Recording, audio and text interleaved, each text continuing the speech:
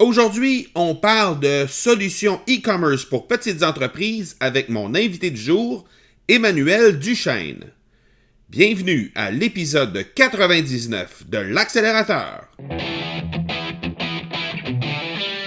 L'Accélérateur, le seul podcast francophone qui propulse les résultats de votre entreprise à une vitesse fulgurante. Vous y entendrez des entrevues et des reportages sur l'entrepreneuriat, le social selling et le marketing. Je suis votre hôte, Marco Bernard. Salut tout le monde! Marco Bernard avec vous aujourd'hui en cet épisode 99. Et aujourd'hui, on va parler de solutions e-commerce pour petites entreprises avec Emmanuel Duchesne. Emmanuel qui a une entreprise qui s'appelle Chocolat Média, qui est une entreprise, une agence de pub de Montréal qui a mis sur pied en fait une plateforme qui s'appelle Panier d'achat, qui offre une solution e-commerce vraiment intéressante pour les petites entreprises. Et Emmanuel viendra nous parler de ça aujourd'hui et de comment ça rime avec la réalité des petites entreprises et comment ça se compare avantageusement aux géants qui sont déjà existants sur le marché en termes de e-commerce. Je vous rappelle, avant de vous laisser à l'entrevue avec Emmanuel Duchesne, que le 100e épisode, évidemment, c'est le prochain épisode puisqu'on est aujourd'hui sur l'épisode 99. Et ce 100e épisode-là, eh bien, ce sera le 15 mai prochain, mardi prochain, et je vous réserve une foule de nouveautés lors de cet épisode-là. On va fêter ça avec un live sur Facebook à 15h heure de Montréal et 21h heure de Paris. Il y aura des nouveautés à profusion, entre autres, je vais vous présenter à ce moment-là des nouveaux collaborateurs. Il y aura des prix à gagner pour ceux et celles qui se seront inscrits à l'avance pour ne pas rien manquer de ce live. Donc, vous pouvez vous inscrire au marcoBernard.ca/party-100, donc P-A-R-T-Y, trait d'union, 100 pour vous inscrire. Vous serez en mesure de gagner des prix, dont un livre Crushing It de Gary Vaynerchuk. Et aussi, il y aura plusieurs passes premium du SVAB qui seront tirées lors du live sur Facebook à 15h heure de Montréal et 21h heure de Paris, comme je le disais tantôt.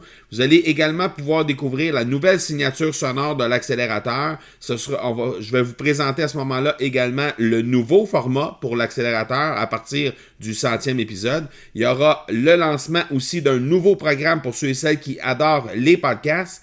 Et vous serez en mesure de découvrir qu'il y aura beaucoup plus de place pour vous, les auditeurs, à partir du 100e, notamment pour pouvoir poser des questions qui sont en lien avec les défis que vous rencontrez dans la vie de tous les jours en tant qu'entrepreneur. Et moi, je vais me charger de vous trouver la personne qu'il faut pour répondre à votre question. Donc, vous allez pouvoir avoir de la place pour poser ces questions-là qui vous démangent. Bref, c'est un événement que vous ne voulez pas manquer et si c'est la première fois que vous êtes sur l'accélérateur aujourd'hui, bien, manquez pas de revenir la semaine prochaine, mardi prochain, pour voir et constater toutes les nouveautés qu'on aura pour vous à ce moment-là. Vous pouvez vous inscrire, comme je le disais tantôt, gratuitement pour ne rien manquer de cet épisode-là, mais également pour être éligible au tirage. Donc, vous faites ça au marcobernard.ca/party-100 et entre-temps, eh bien, laissez-moi une note, passez me laisser une note sur iTunes et un commentaire. Et dans le commentaire, eh bien, laissez-y clairement votre nom, puisque normalement, on voit seulement que le pseudonyme Apple lorsque vous laissez un commentaire. Alors, laissez-moi clairement votre nom et vous pourriez recevoir une surprise également à partir du 100e épisode. Je vous rappelle également que vous pouvez me rejoindre sur Facebook au facebook.com/M Marco Bernard. Sinon, au instagram.com/M Marco Bernard et que nous sommes présents sur, évidemment, mon site internet, le marcobernard.ca, mais également sur toutes les grandes plateformes de diffusion de podcasts, c'est-à-dire Stitcher, Google Play, Spotify, iHeartRadio et évidemment iTunes. Je vous laisse à l'entrevue avec Emmanuel Duchesne et je vous reviens tout de suite après. Alors, on est avec Emmanuel Duchesne. Merci beaucoup, Emmanuel, d'avoir accepté l'invitation d'être sur l'accélérateur. C'est super apprécié. Ça fait plaisir. Je te laisse quelques instants pour te présenter, nous donner ton parcours, présenter ton entreprise également, pour que les gens puissent se faire une tête globalement de ce que tu es dans la vie, puis ce que ton entreprise est également. Donc, c'est ça, mon nom c'est Emmanuelle Duchesne, donc je suis dans le domaine du commerce électronique et du web depuis environ 10 ans. J'ai commencé comme e-commerçante, donc j'ai eu une boutique en ligne moi-même au tout début. Donc, j'ai connu c'est quoi les enjeux des entreprises qui se trouvent à être en ligne. Ensuite, j'ai embarqué en fait dans un projet qui s'appelle Panier d'achat, qui est une plateforme de commerce électronique pour les petites entreprises. Donc, c'est une solution de boutique en ligne pour que les entreprises qui n'ont pas nécessairement de connaissances au niveau numérique puissent ouvrir eux-mêmes leur boutique en ligne. C'est une solution qui est tout inclus. Donc, on a accès, dans le fond, à la solution. On peut faire notre boutique en ligne. On n'a pas besoin d'hébergement. On n'a pas besoin de se soucier. Est-ce que ma boutique en ligne est sécurisée? Est-ce que j'ai fait mes mises à jour? Donc, c'est vraiment... L'objectif, en fait, c'était d'offrir une solution tout inclus sans que les entreprises aient à se soucier des enjeux technologiques. Et derrière ça, en fait, on a aussi une agence qui s'appelle Chocolat Média. Donc, Chocolat Média existe depuis plusieurs années, est né avant Panier d'achat, et c'est même chez Chocolat Média qu'on a vécu, on a vu qu'il y avait des besoins, en fait, pour les petites entreprises d'avoir un outil numérique plus facile à utiliser et aussi plus accessible au niveau financier. Il faut savoir que Panier d'achat, c'est un paiement par mois, donc on n'a pas de paiement initial à faire. On peut faire nous-mêmes notre boutique en ligne et ça nous coûte, on a un budget à 0, donc de le faire nous-mêmes. Et après, c'est vraiment un budget mensuel, donc ça s'inscrit bien dans un budget d'une petite entreprise. Ouais, on va pouvoir discuter au fil de l'entrevue un peu des différences des autres outils qui existent déjà sur le marché, des géants américains, entre autres, là, qui existent déjà sur le marché, et comment Panier d'achat réussit à se démarquer par rapport à ça. Mais d'abord, d'entrée de jeu, j'aimerais ça que tu me parles un peu de e-commerce, à savoir comment toi tu vois que c'est différent pour les petites entreprises versus les grandes entreprises. En fait, les petites entreprises ont des enjeux, je dirais, de confiance. Parce que les grandes entreprises, on les connaît tous, on connaît les Amazon de ce monde, mais même au niveau du marché québécois, Simons et d'autres, ça peut être Clément, ça doit être donc des grandes marques, même québécoises. On n'a pas d'enjeu de confiance, on les connaît, alors que les petites entreprises doivent se démarquer, doivent faire leur place. Donc, c'est sûr que les enjeux sont différents. Ils doivent montrer, en fait, qu'ils ont un service, que des gens qui sont derrière la boutique en ligne, c'est pas... qu'il y a un côté humain aussi derrière ça. Et ils ont des enjeux différents des grandes entreprises au niveau de la logistique et tout. Donc, c'est sûr que ça se trouve être des plus petites équipes. Donc, il n'y a pas nécessairement une grosse équipe au niveau du marketing, au niveau du web dans les petites entreprises. Donc, c'est sûr qu'ils se retrouvent à faire un peu de tout. Donc, c'est pour ça que, par exemple, avec Panier d'achat, on s'est dit, bien, tout le côté technologique, et on va s'en occuper. Donc, ils n'ont pas à gérer cette partie-là. Puis, ils peuvent s'occuper de la mise en marché et de la mise en ligne de leur boutique. OK. Là, évidemment, les grandes entreprises, eux, ont souvent la chance d'avoir des ressources pour faire développer leur propre outil, leur propre base de données, leur propre boutique en ligne, exactement comme ils le veulent. Dans ton cas à toi, on t'offre un forfait qui est clé en main, que les gens peuvent programmer eux-mêmes à partir de là, mettre les produits à l'intérieur. Quels seraient les autres avantages à faire affaire avec Panier d'achat, par exemple, plutôt que soit de faire affaire avec les gros géants de ce monde, les WooCommerce et toutes les autres qu'on pourrait nommer qui sont similaires à ce que tu offres, mais aussi le fait de pouvoir coder nous-mêmes, là, parce qu'évidemment, il y a des coûts, il y a un enjeu majeur au niveau financier derrière ça, mais quels sont les autres avantages qu'il pourrait y avoir? Il y a beaucoup de réponses à donner à ta question. En fait, sur le marché, ce qu'on retrouve, c'est des solutions open source ou des solutions qu'on dit SaaS. Donc, SaaS, c'est Software as a Service. Donc, on va diviser les deux types d'offres au niveau du commerce électronique. Donc, tantôt, tu parlais de WooCommerce, c'est une solution open source, tandis que Panier d'achat et d'autres, sûrement, vous connaissez Shopify, donc c'est notre plus gros compétiteur. Donc, ça se trouve à être des solutions SaaS. Donc, c'est deux types de solutions. Il faut savoir que quand on utilise une solution open source. On est beaucoup plus... faut faire nos mises à jour, faut savoir comment mettre un certificat SSL sur notre site web pour qu'il soit sécurisé.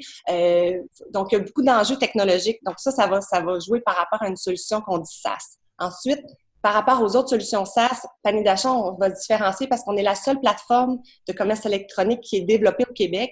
Donc, de par ce fait-là, on est bilingue. Donc, dans le fond, notre solution est en français et en anglais. Donc, on a un soutien aussi qui est en français. Ça peut être, je pense que c'est assez important parce que quand on parle de faire une boutique en ligne, des fois, on a des questions, puis c'est quand même, c'est pas dans le quotidien. Donc, c'est plus difficile à verbaliser. Donc, quand c'est en français, c'est beaucoup plus facile pour les clients de se faire comprendre.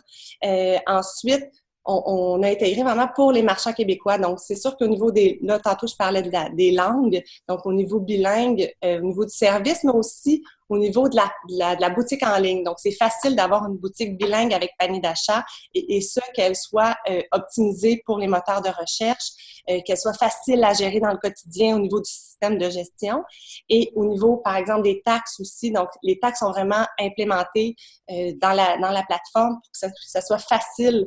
Parce qu'il faut savoir que nous, on a 2 paliers de taxes et c'est pas le cas pour le monde entier.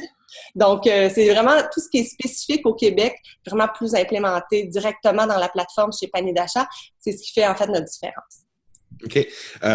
Évidemment, quand on s'ouvre une boutique en ligne, on veut acquérir des clients, on veut amener les clients à nous. Il y a certaines facilités qui sont en place dans tes compétiteurs. Comment vous avez réussi à vous démarquer par rapport à ça?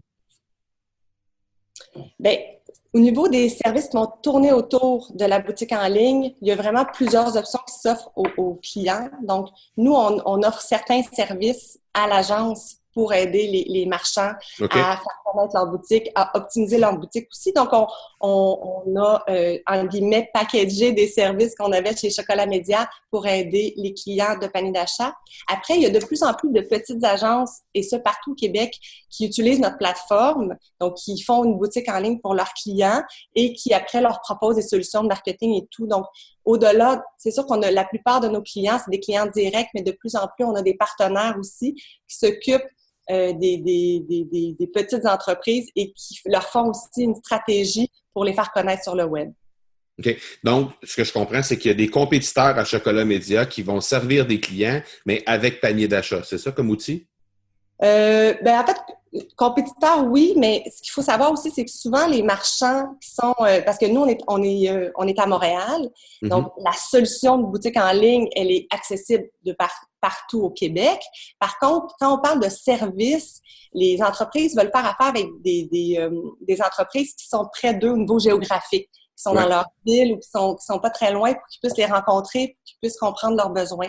Donc c'est sûr que oui, ça peut être des compétiteurs de Chocolat Média quand on parle de Montréal, mais après, il y a le reste du Québec. Puis à ce moment-là, c'est là que ça devient intéressant pour les petites entreprises d'avoir une solution québécoise au niveau numérique, au niveau technologique qui est panier d'achat, mais de faire affaire avec une agence. Ça peut être une agence, mais ça peut être aussi des gens qui se spécialisent au niveau des médias sociaux, au niveau du marketing. Donc, différents spécialistes qui tournent autour de la boutique en ligne pour les aider. Et ça, dans le fond, près de chez vous. OK. Donc, toi, tu as fait, il y a quelques années, la mission France du réseau M. J'imagine que c'était dans l'intention de développer cet outil-là pour l'offrir outre-mer. J'imagine que c'était ça le but premier. Oui, ben en fait, on voulait voir qu'est-ce qui se faisait là-bas. Donc, voir s'il y avait de la place pour nous, voir qu'est-ce qui se faisait au niveau SaaS, donc comme je disais tantôt, le software as a service, donc voir ce qui se faisait, puis voir, pour voir si on pouvait s'implémenter là dans les prochaines années. OK. Est-ce que ça a été concluant comme expérience au final? En fait, on a réalisé que les défis qu'on vivait ici seraient les mêmes en France. Donc, de ne pas être physiquement présent pour développer un marché, c'est quand même difficile. Oui, on peut le faire en ligne, mais c'est vraiment plus facile de rencontrer des gens, de se faire connaître dans son propre, dans son propre pays. Donc, quand on fait nos armes, en fait, ici, c'est plus facile. Puis ensuite, de se développer par la suite dans un autre pays, c'est plus logique. Donc, pour l'instant, on s'est dit qu'on allait devenir maître chez nous. Donc, vraiment, on veut devenir la solution numéro 1 au Québec. Par la suite, quand on sera numéro 1, on verra c'est quoi la suite. Mais pour l'instant, on a un bon défi, en fait, de se positionner ici. OK.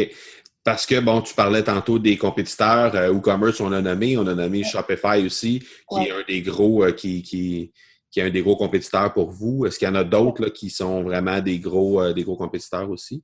Où on se fait comparer, il y a aussi la solution de Branchons les PME, votre site.ca. Par contre, il faut savoir que c'est pas exactement la même chose parce que votre site est une solution, dans le fond, qui est en fait, c'est OpenCart.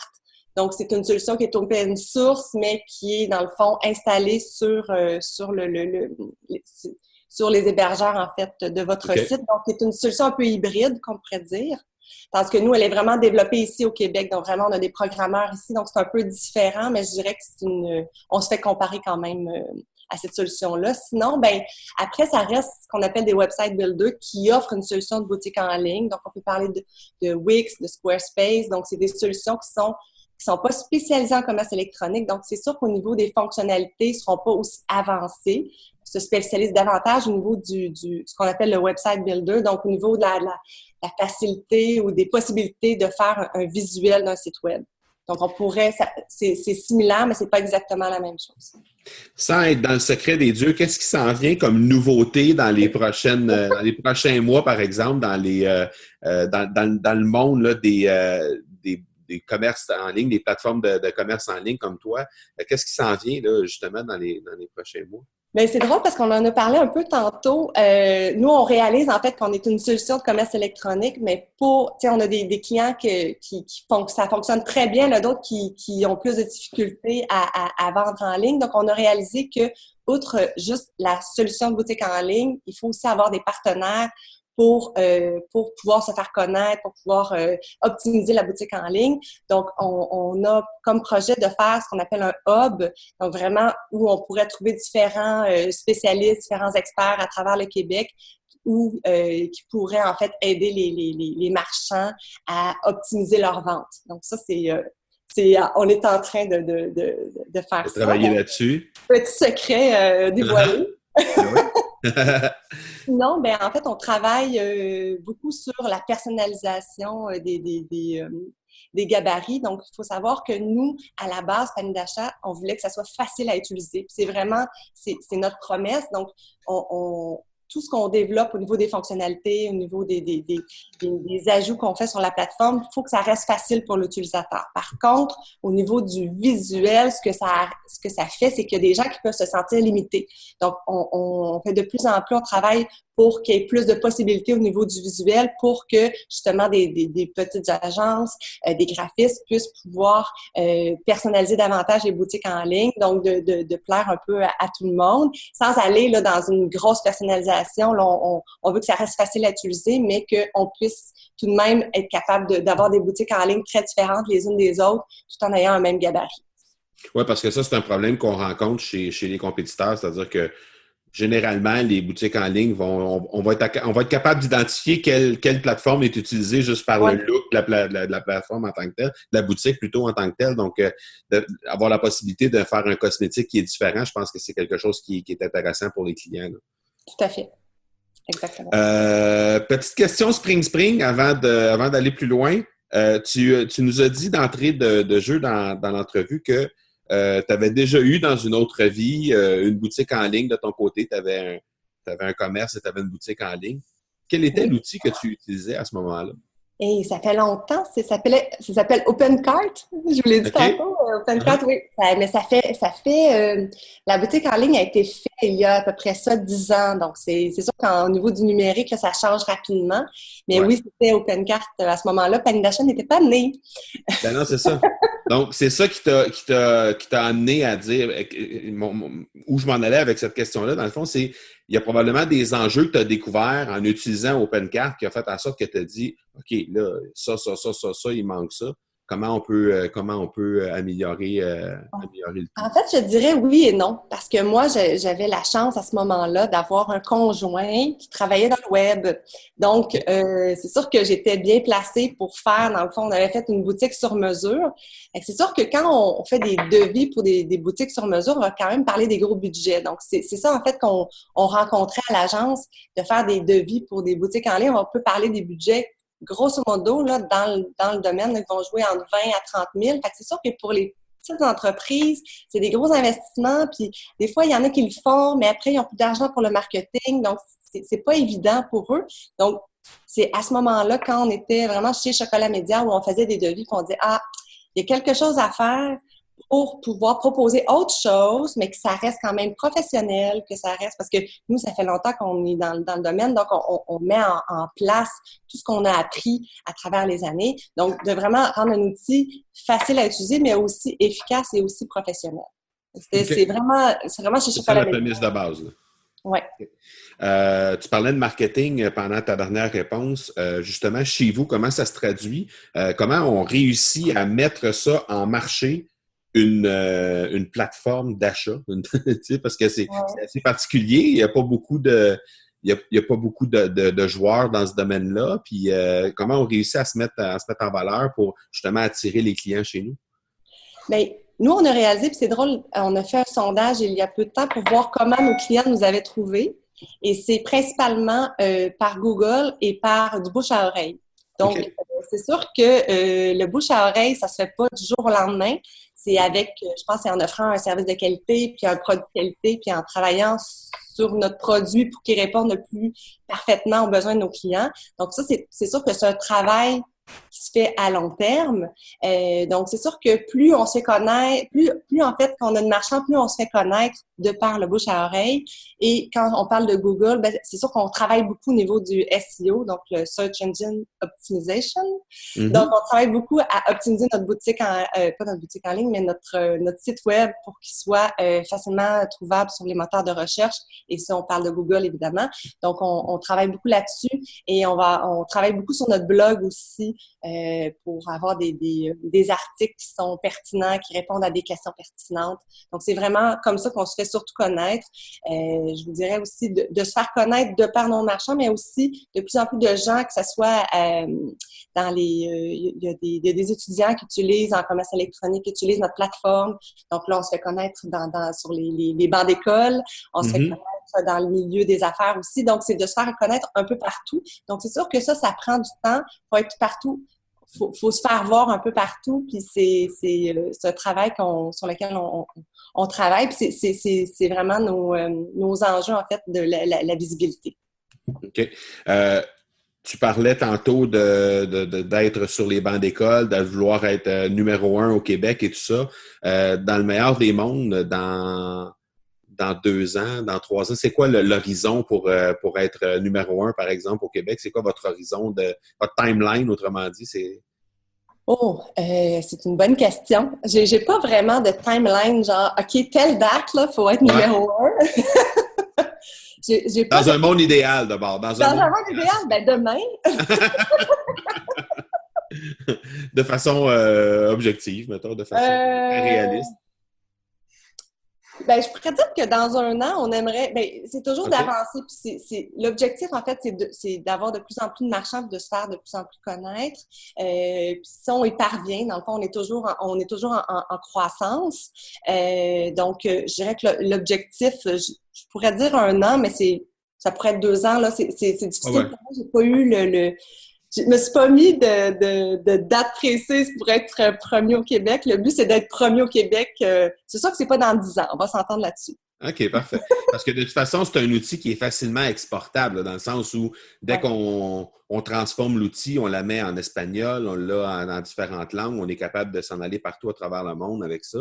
Et si on développe des trucs très personnalisés pour les gens du Québec, ben on les exporte dans les autres pays par la suite, on est en mesure de répondre à des besoins à l'extérieur du Québec. Tout à fait. Donc, c'était un peu ça aussi de voir en France, tu sais, qui est pour moi un marché qui est assez près de nous de par la langue. C'est sûr qu'on s'appelle panier d'achat. Donc, c'est sûr que si on développe des marchés, l'idéal, c'est d'aller chercher des marchés francophones, aussi du fait que Shopify est très présent aux États-Unis et au Canada anglais. Donc, pour nous, c'était de développer des marchés francophones. Moi, je suis allée en France, mais ça pourrait être la Belgique, ça pourrait être d'autres marchés francophones aussi, ça pourrait être l'Afrique. Rendu là, on verra. Mais c'est de voir comment ça fonctionnait aussi développer dans un autre pays. Puis j'ai vu quand même que, même si c'est en français, il y a quand même des terminologies qui sont différentes. Donc, il faut faire attention dans les façons de dire les choses. Des fois, ça ne veut pas dire la même affaire. Mais l'entreprise ne s'appellera pas Shopping Cart parce qu'elle est rendue en France. Là. Non, c'est ça. Emmanuelle Duchesne, un gros merci. Je vais mettre dans les notes de l'épisode tous les liens pour être capable de te rejoindre et être capable de rejoindre l'agence également, parce qu'il y a beaucoup de gens qui nous écoutent qui sont en France, qui sont en Suisse, qui sont en Belgique, qui sont en Afrique également. Et c'est souvent des gens qui sont appelés peut-être à soit pour leur propre entreprise avoir besoin d'une plateforme comme la tienne, ou encore peut-être des agences aussi qui voudraient éventuellement essayer de développer des produits ou des sites pour leurs clients en utilisant ton outil. Donc, je vais les inviter à aller jeter un œil sur ton site. Peut-être aller. Est-ce qu'il y a des versions, des essais gratuits pour. Oui, tout à fait. Donc, il y a un essai gratuit de 14 jours. OK. Donc, il n'y a pas sans besoin de mettre un numéro de carte de crédit. Là, c'est vraiment sans implication. Donc, on a un essai gratuit, c'est 14 jours. Donc, déjà, les gens vont pouvoir aller essayer ça, puis aller voir un peu, aller jouer avec l'outil pour voir un peu si ça répond à leurs besoins. Bon, ben excellent. Ben, un gros merci, Emmanuelle, et puis on se reparle bientôt. Ça fait plaisir. Merci à toi. Merci. Ciao. Bye. Un gros merci à Emmanuelle Duchesne pour sa disponibilité, sa générosité et aussi sa transparence en ce qui a rapport avec le sujet du jour. Je pense qu'on a pu apprendre qu'il y avait notamment une solution québécoise francophone et une alternative aux géants qui existent dans le domaine du e-commerce. Et je pense que les gens qui écoutent présentement, qui sont basés au Québec, mais aussi sur la grande francophonie, vous allez être en mesure d'aller jeter un œil de ce côté-là. Moi, j'ai déjà des gens qui ont commencé à regarder cette option-là de mon côté. J'ai des gens dans mon entourage, des clients ou des gens qui ont commencé à me parler qui versaient vers cette solution panier d'achat plutôt que vers les géants. Donc, je pense que c'est une alternative qui est vraiment intéressante et je vous invite à aller y jeter un œil si jamais vous désirez regarder de ce côté-là dans votre entreprise. Donc, pour vous lancer en e-commerce, avoir une boutique en ligne. Donc, je pense que ça veut devenir très, très, très intéressant. Je vous rappelle, la semaine prochaine, mardi prochain, ce sera le 100e épisode de l'accélérateur. Vous ne voulez définitivement pas manquer ça et vous pouvez vous inscrire au marcobernard.ca/party-100, donc PARTY-100 pour ne rien manquer de cet épisode-là, mais également pour être présent sur le live sur Facebook et sur Instagram en simultané, et également pour vous inscrire au tirage pour vous mériter une copie du livre Crushing It de Gary Vaynerchuk, tout à fait gratuitement, et également pour vous mériter des passes du SVAB. Donc, vous devez absolument vous inscrire à la page party-100 du marcobernard.ca pour être en mesure d'être éligible pour ces tirages-là. Alors, ne manquez surtout pas ce 100e épisode. Vous allez découvrir une foule de nouveautés et une nouvelle signature sonore dont je suis assez fier. Merci. Je suis à terminer, à peaufiner les derniers détails pour ce 100e épisode et j'ai très, très hâte de vous présenter le 100e et toutes les nouveautés qu'il va y avoir sur l'accélérateur dans l'avenir et à partir du 100e épisode. Alors, je vous donne rendez-vous mardi prochain pour le 100e épisode de l'accélérateur. D'ici là, soyez bons, soyez sages et je vous dis ciao!